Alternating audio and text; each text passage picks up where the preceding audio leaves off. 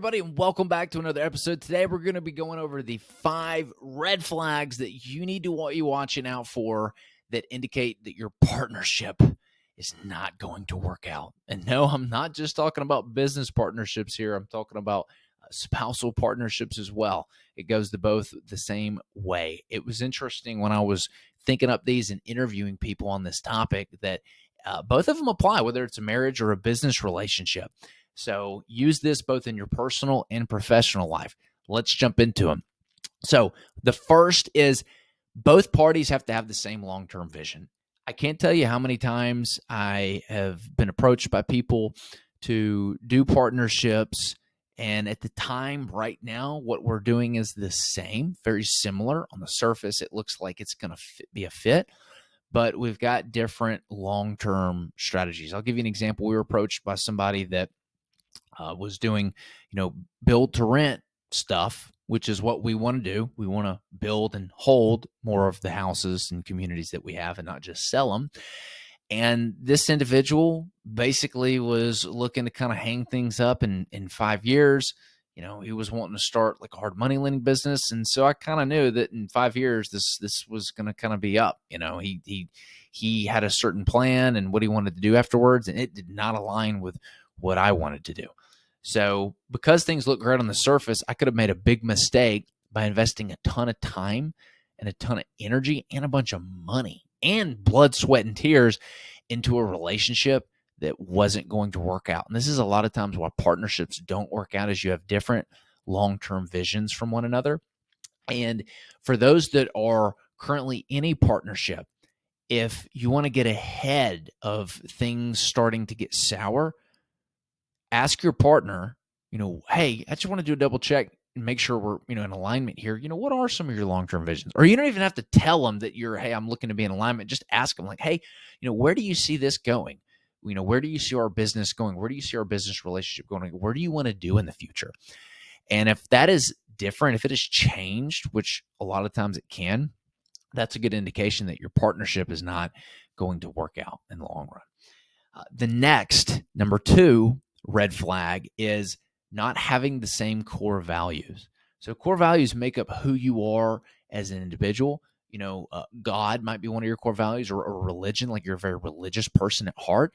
And if you're, specifically if you're going to be in a relationship with somebody and someone that you're having kids with and you want to raise your kids that way and they're atheist, you don't have the same core values there.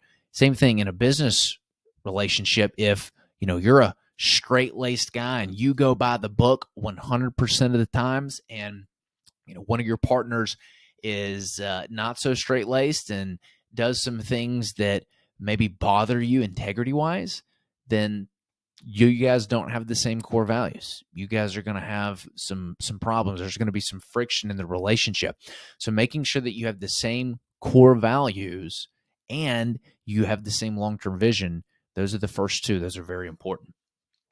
Number 3, and this goes for any relationship, you have to remove your ego from the situation.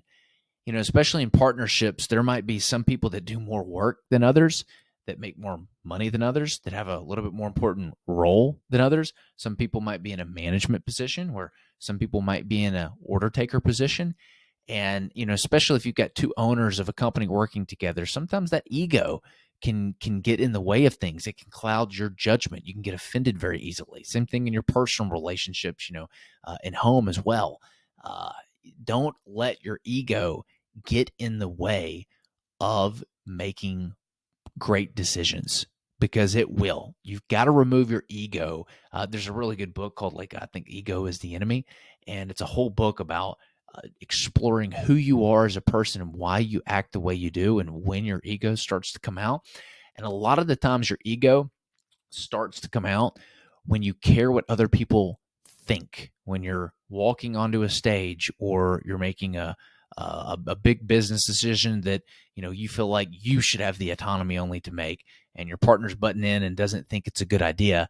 People can take offense to that because they care what other people think. So be very wary about what you feel causes you basically you're focused and attention on what other people think. Just be privy to it when you start to care about that, and know that your ego is starting to come out. If you can learn to recognize that, you'll get very good at removing your ego from your daily decision-making process.